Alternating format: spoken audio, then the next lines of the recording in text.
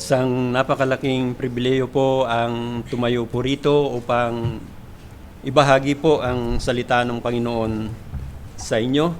Welcome po sa mga bisita, sa mga bisitang narito.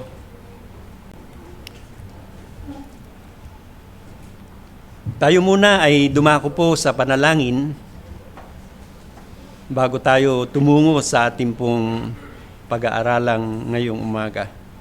Tayo po'y manalangin.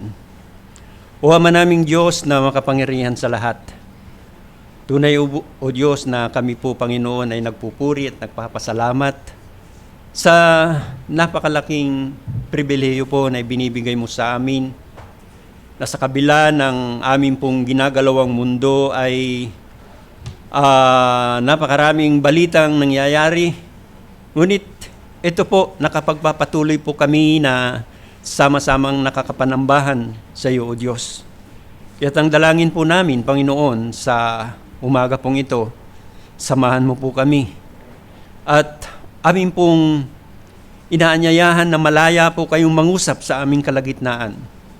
O Panginoon, may ikaw ang maitaas, ikaw ang maluwalhati, ikaw ang mapapurihan. Ito po ang aming samot dalangin sa pangalan ng Panginoon Hesus. Amen. Amen. Sa amin po sa Bagong Silang, Caloocan, madalas katagpuin ng mga kandidato ang maraming mamamayan. At namimigay sila ng bigas. Kaya pag-uwi ng mga nabigyan ng bigas, tuwang-tuwa sila. Dito naman sa ating pag-aaralan, ang Diyos naman ang kumatagpo sa taong si Gideon. So ang pamagat ng ating pong pag-aaralan, kung mayroon pong nagsusulat, ang taong kinatagpo ng Diyos, si Gideon. Ang pag-aaralan natin, ang mga makikitang katangian ng kinatagpo ng Diyos, si Gideon.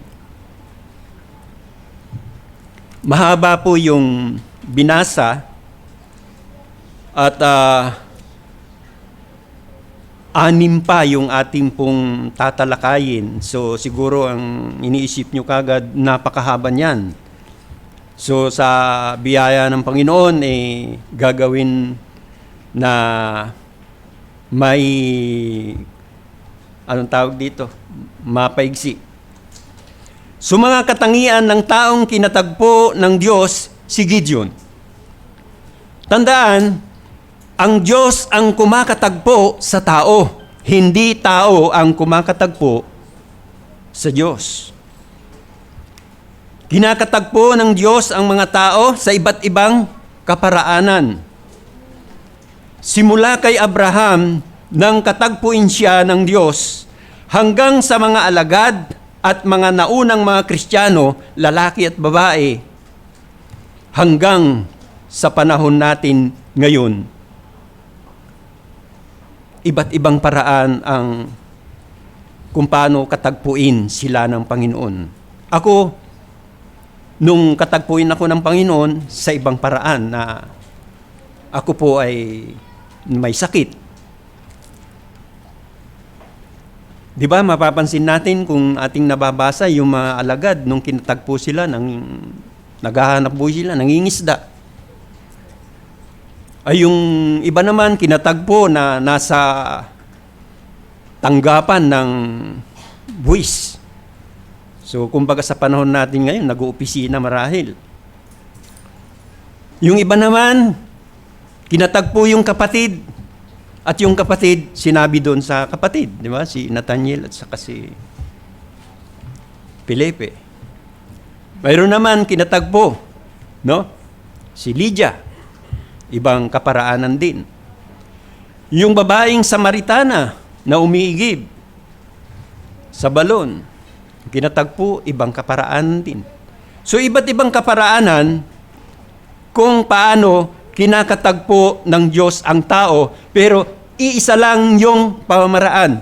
laging ang salita ng Diyos ang pamantayan. Maging doon sa lumang tipan, salita ng Diyos, mismo ang Diyos ang nagsasalita na hanggang ngayon. Tapos na po ang Biblia ay patuloy na salita ng Diyos ang ginagamit para katagpuin ang tao. Kapag ang Diyos ang kumatagpo sa tao, makikita ang mga ganitong katangian sa taong tinatagpo ng Diyos. Sabi ko nga kanina, may 6 na katangian na ipinakita dito sa ating binasa. Bagamat marami pa, ang iba na makikita ninyo, gawin nyo na lang pong sariling pagbubulay-bulay o devotion nyo. So una, alamin muna natin ang pinagdadaanan o dinaranas nila. Ang mga Israelita, pinapahirapan sila ng mga Midyanita na ibang lipi. Talatang 1, sabi rito, gumawa ng masama ang mga anak ni Israel sa paningin ng Panginoon. Sa ibang salin, muling gumawa ng kasalanan laban kay Yahweh. So alam natin kung ano ibig sabihin ng salitang Yahweh, ay ang pangalang Hebreyo para sa Diyos na isinasaling Panginoon o Jehovah. Dahil gumawa ng masama ang mga anak ni Israel, talatang 1, sabi, at ibinigay sila ng Panginoon sa kamay ng Midyan ng 7 taon. Sipin, 7 taon. So sa loob ng 7 taon, anong buhay nila? Hindi ko na lang po bubuuin po ang basa. Kung mayroon po kayong Biblia, siyempre, alam natin kung saan tayo pumunta, di ba? Kaya may dala tayong Biblia. Sa talatang 2, sabi doon, sa mga yungib at mga muog na sila, naninirahan o nagtatago. Sa talatang 3, sinasalakay sila. Sa talatang 4, sinisira ang bunga ng mga pananim nila. So, matindi, pinapahirapan sila talaga. Sa talatang 5, itinulad sa dami ng balang yung mga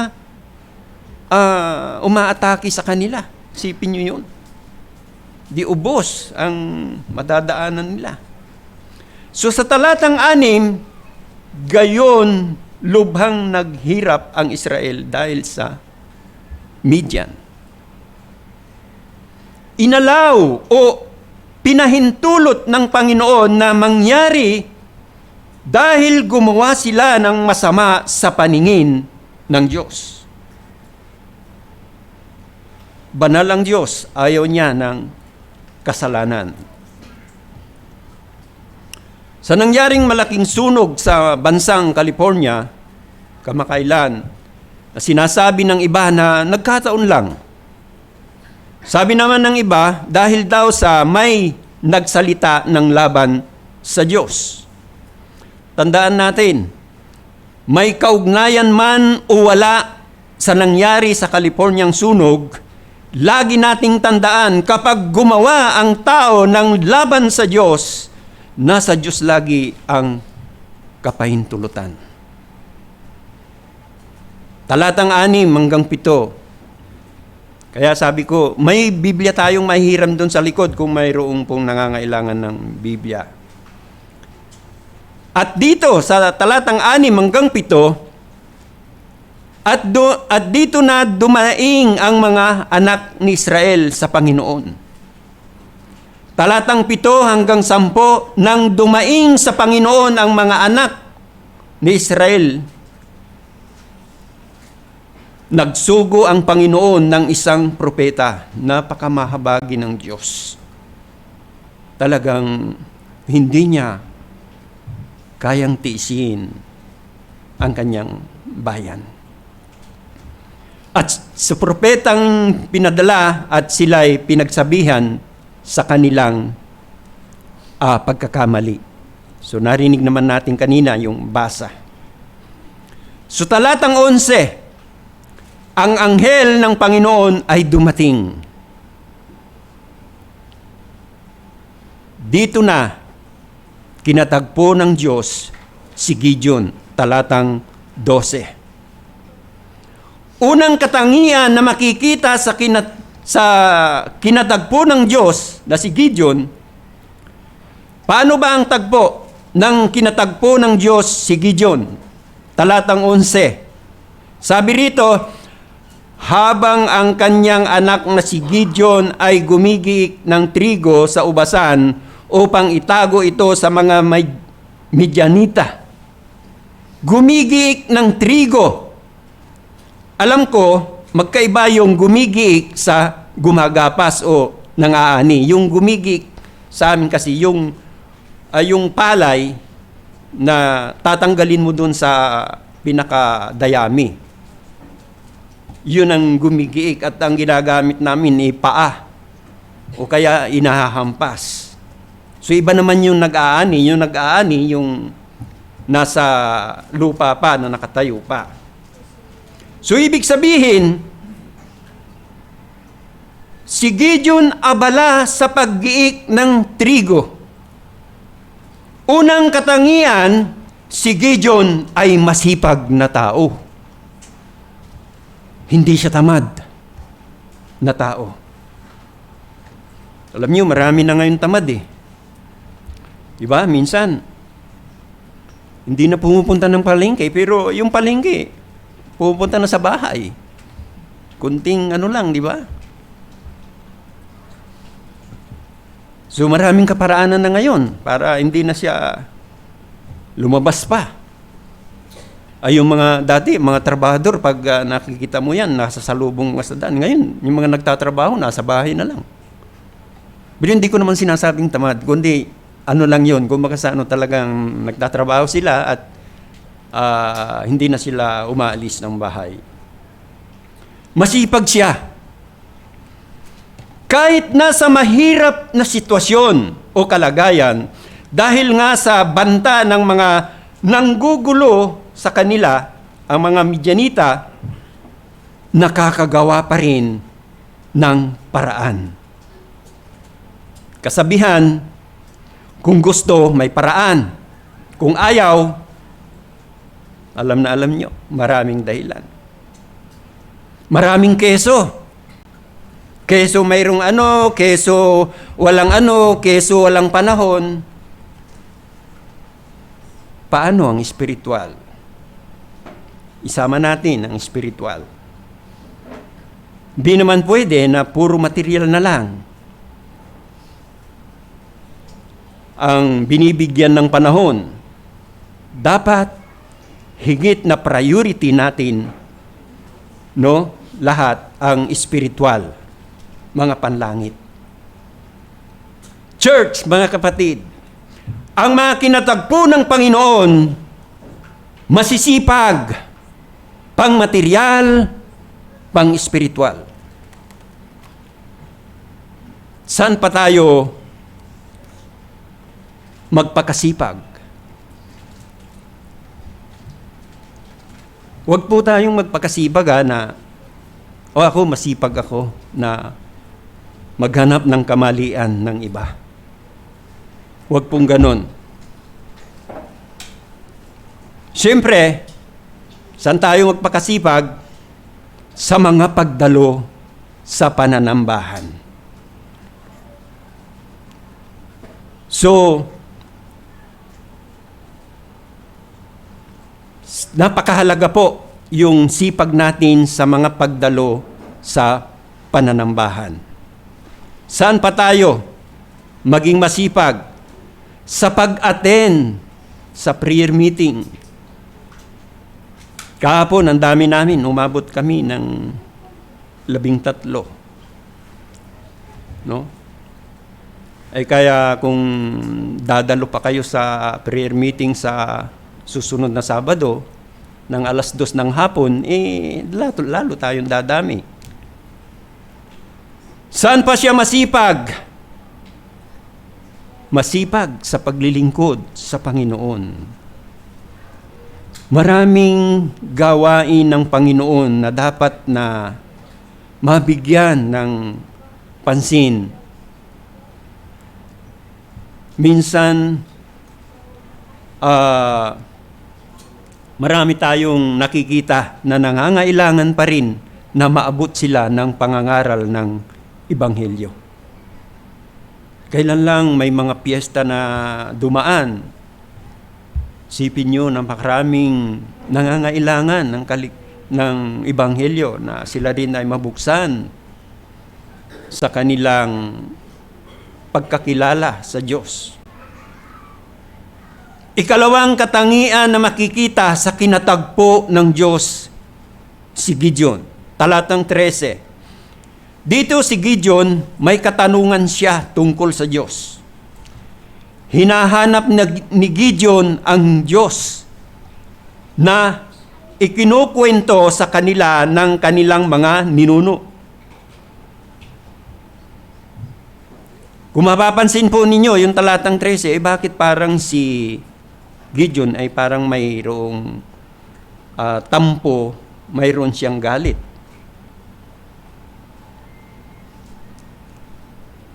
Pumunta kayo sa talatang 1. Na ang sabi ron, muli silang gumawa ng laban sa Panginoon.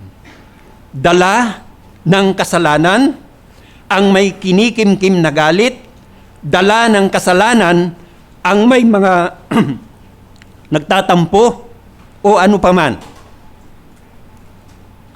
Pero, kahit ganoon, si Gideon, isang katangian na makikita kay Gideon, magalang siyang magtanong. Gamit niyang pangungusap na may paggalang, Ginoo. Sa ibang pagkakasabi, mawalang galang na po. Mapapansin natin, yung kanyang pangungusap, may timplang asin. Kumbaga sa masarap kausap, masarap pakinggan. So, sa kanyang pananalita.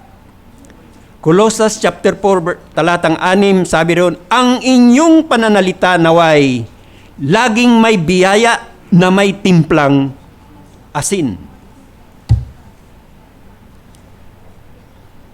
Sabi sa aklat po ng Mateo, Kabanata 5, anong sabi? Sa talatang 13 hanggang 16, hindi ko na po bubuuin ng basa. Kayo ang asin ng lupa. Talatang 14, kayo ang ilaw ng sanlibutan. Talatang 16, paliwanagin ninyo ng gayon ang inyong ilaw sa harapan ng mga tao. Church, mga kapatid, maging asin at ilaw tayo dito sa lupa. Magliwanag nawa tayo sa mga nadidiliman.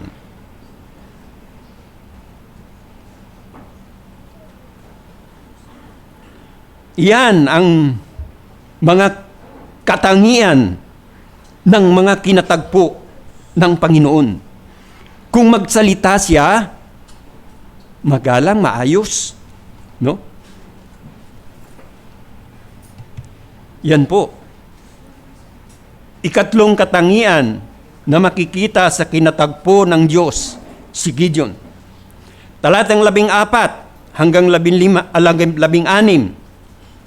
Sabi sa talatang 14, binigyan na si Gideon ng permiso na iligtas ang Israel sa kamay ng Midian. Humayo ka sa kalakasan mong ito. So siguro kabataan pa ito si Gideon. Sabi sa talatang 15, sinabi niya sa kanya, ngunit Ginoo, paano ko maililigtas ang Israel? Ang aking angkan ang pinakamahina sa Manases, at ako ang pinakahamak sa sambahayan ng aking ama. Anong katangian na makikita sa kinatagpo ng Diyos na si Gideon? Hindi siya mayabang na tao. May pag-amin na wala siyang sapat na kakayahan. Hindi mapagmalaki. Sa kabila ng binigyan na siya ng permiso na dapat niya sanang ipagmalaki at gamitin, pero sinabi niya na hindi ako karapat-dapat. Mapapansin kung sino yung mga taong hindi mayabang, sila yung mga madalas na kinakatagpo ng Panginoon. Ito si Gideon, isa, no? Gaya rin ni Jeremias sa Jeremiah chapter 1, 4-6, no? Nung hirangin na propeta ng mga bansa, nang magkagayoy, sinabi ko, sabi ni Jeremias, Panginoong Diyos, tignan mo, hindi ako marunong magsalita sapagkat ako'y kabataan pa. Gaya rin ni Moises. Exodus chapter 3, verse 9 hanggang 11. Sa verse 10 sabi, halika, ikaw ay aking susuguin kay Paraon upang iyong ilabas sa Ehipto ang aking bayan, ang mga anak ni Israel. Talatang 11, sinabi ni Moises sa Diyos, sino ako upang pumaroon kay Paraon at upang ilabas sa Ehipto ang mga anak ni Israel? Exodus chapter 4 verse 10, sinabi ni Moises sa Panginoon, O Panginoon, ako'y hindi mahusay magsalita mula pa noon at kahit na mula nang magsalita ka sa iyong lingkod, sapagkat ako'y makupad sa pananalita at umid. Parang ang umid yata ay utal, parang ganun. Umid ang dila. Sa ibang salin kasi sinabi, hanggang ngayon pautal-utal pa rin ako kung magsalita. Hindi sila taong mayabang. Totoo naman, kung walang pagsama talaga sa tulong ng Panginoon, wala tayong magagawa. 1:15 talatang 5. Iwasan ang mayabang. Minsan ako po ay kasama sa isang pastor's conference.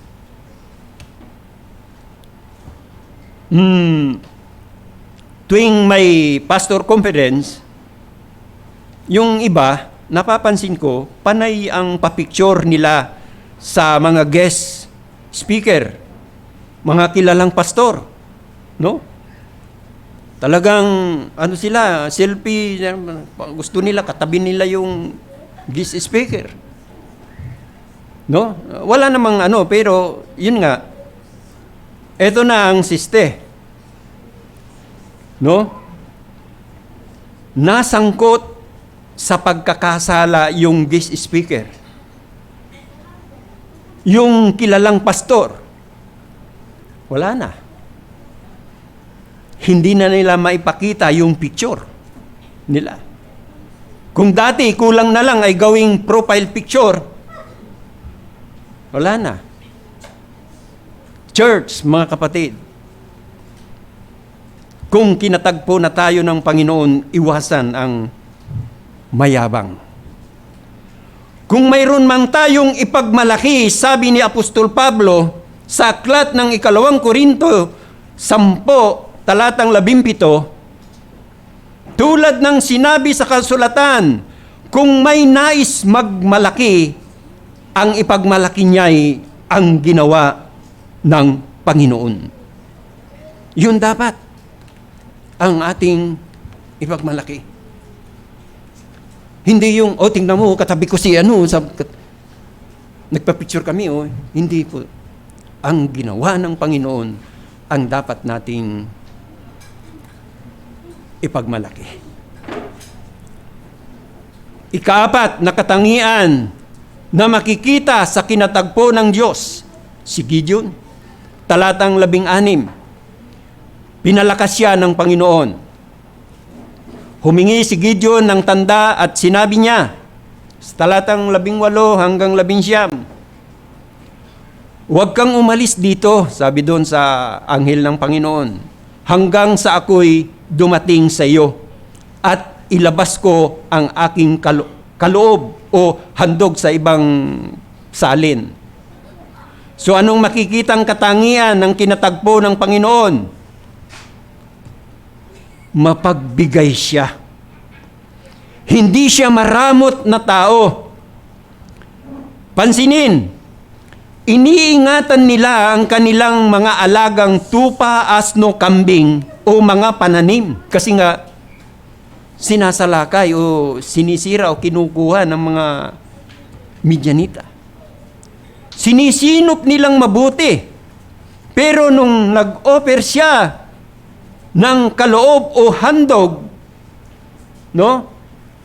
sa English na gamit, may present. So tinignan ko po yung dictionary. So ang ibang kahulugan pala ng may present, offer, mag-alay, maghandog, i-alay, i-offer. Offering. Church, mga kapatid, kamusta na ang offering natin sa Panginoon? Tayo po ba ay mapagbigay? Kamusta na ang tithes natin para sa gawain ng Panginoon?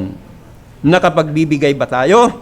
Tandaan, ang mga kinatagpo ng Panginoong hindi madamot. Nagbibigay. Ikalimang makikitang katangian ng kinatagpo ng Panginoon si Gideon. Mabilis naman, di ba? Ikalima na. 6 yung sinabi ko. Sana mayroon po kayong nakukuha na natutunan. Talatang 18, sabi, huwag kang umalis dito hanggang sa ako'y dumating, sapagkat sagot ng anghel ng Panginoon, ako'y maghihintay. Talatang 19, kaya't si Gideon ay pumasok sa kanyang bahay at naghanda ng isang batang kambing na mga munting tinapay na walang pampalsa at ng isang epang harina. Inilagay niya ang karne sa isang basket at kanyang inilagay ang sabaw sa isang palayok at dinala ng insena o sa ibang salin ay puno ng insena. At inihain ang mga ito. So anong makikitang katangian dito? Napansin ninyo, maayos yung paghahanda niya. Mayroon siyang kaayusan, hindi gulo-gulo. Organized, organisado. Kaya hindi siya late sa pagdating sa usapan nila. Pero hindi yan ang tinutukan kung mapag-aralan.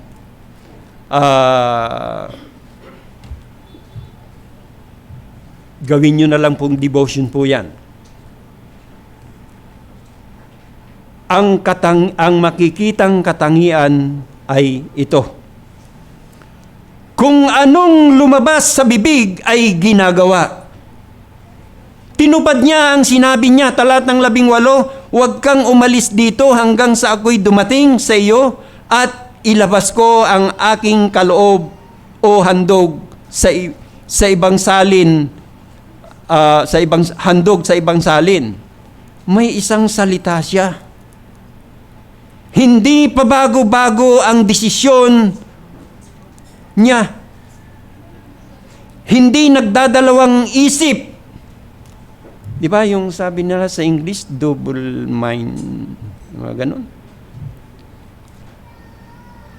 Hindi siya yung lumipas lang ng oras, araw, linggo, buwan, taon, ay iba na naman ang sinasabi. Church, mga kapatid, ang mga kinatagpo ng Panginoon may isang salita. Kung anong lumalabas sa bibig, yun din ang ginagawa. Kung mahal natin ang Panginoon na kumatagpo sa atin, maging maingat sa lumalabas sa bibig na salita. Hindi tayo tatagal sa loob ng church kung tayo yung pabago-bago ang pasya, pabago-bago ang desisyon. May payo si Santiago tungkol sa dila. Santiago 3, talatang 1 hanggang 12.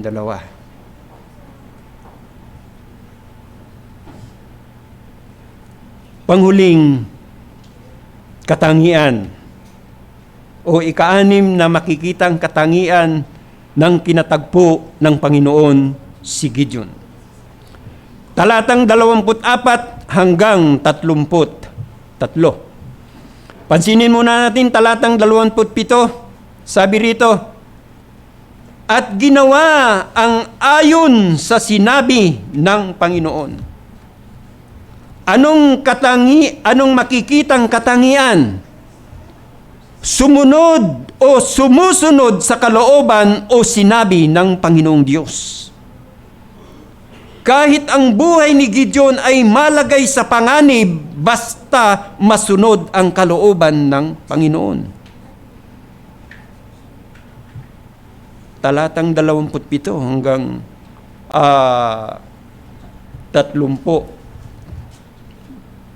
So basahin po natin.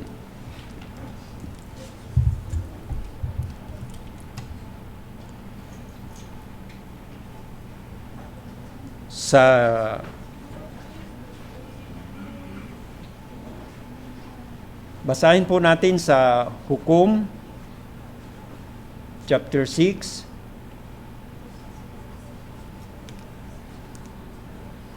talatang 27 hanggang 30. Ang sabi rito, kaya't kumuha si Gideon ng 10 lalaki at sa kanyang mga katulong at ginawa ang ayon sa sinabi ng Panginoon sa kanya.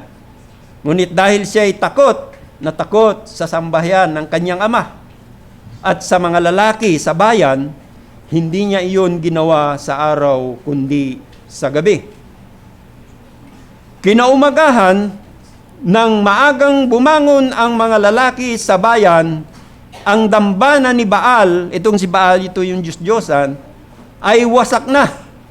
Ang sagradong poste na katabi niyon ay pinutol at ang ikalawang toro ay inihandog sa dambanang itinayo. 29, sinabi nila sa isa't isa, sino ang gumawa ng bagay na ito? Nang kanilang siyasatin at ipagtanong, ay kanilang sinabi, si Gideon na anak ni Joas ang gumawa ng bagay na ito. 30, nang magkagayoy sinabi ng mga taong bayan kay Joas, ilabas mo ang iyong anak upang siya ay mamatay sapagkat kanyang winasak ang dambana ni Baal at kanyang pinutol ang sagradong poste na katabi niyon. Ano yung mapapansin natin? Sumunod siya sa kalooban ng Panginoon kahit na ang buhay ni Gideon ay malagay sa panganib. Basta masunod ang kalooban ng Panginoon. Kahit pamilya ang masangkot, higit na masunod ang kalooban pa rin ng Panginoon. Sabi sa 25, kung mapapansin po ninyo, nang gabing iyon, sinabi ng Panginoon sa kanya, kunin mo ang toro ng iyong ama. Ang ikalawang toro na may 7 taong gulang, ibagsak mo ang dambana ni Baal na sa pag-aari ng inyong ama. At putulin mo ang sagradong poste na katabi niyo. Sipin mo, sisirain niya yung ginawa ng kanyang ama o kanyang tatay. Di ba? Napakahirap na desisyon. Pero, higit na sumunod siya sa kalooban ng Diyos. Minsan may pangyayari na minsan tayo mismo, pamilya po natin ay binipigilan tayo o hinahadlangan tayo. Pero kapag usapin ang katotohanan espiritual, dapat laging masunod ang sinasabi ng Panginoon o ang kalooban ng Panginoon. Hindi niya kinatakutan kung anong sasabihin ng kanyang ama o sambayan. Ginawa niya yun sa gabi. Alam niyo, yung mga sumusunod sa kalooban ng Panginoon, maraming paraan, nakagagawa ng paraan. May paraan yan. Kaya nga, sabi ko nga kanina, yung kasabihan, pag gusto, may paraan. Pag ayaw, maraming dahilan.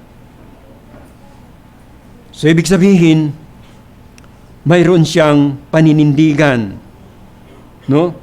Pagdating sa sinasabi ng Panginoon. Church, mga kapatid, pagdating sa salita ng Diyos, dapat mayroon tayong paninindigan. Ngayon maraming lumalabas na mga pandaraya tulad nung kayang gayahin yung boses mo na nagsasalita ka. No? Pero kung hindi tayo maging maingat, madadala tayo. Kaya sa usapin ng katotohanan sa salita ng Diyos, manindigan ang mga mananampalataya. Church, mga kapatid, kalooban ba ng Panginoon o ayon ba sa sinasabi ng Panginoon ang ating sinusunod? Tayo po nakakaalam yan at ang Panginoon. Panginoon ang ating sinusunod. Panginoon ba ang nasusunod sa buhay natin? Kapag tayo ba ay nagdesisyon, sinasangguni ba natin ang Panginoon? O isinasantabi na lang? Paano ba malalaman kung sumusunod tayo sa kalooban ng Panginoon? Unang-una, mga kinatagpo ng Panginoon, sila ang makakasunod sa kalooban ng Panginoon.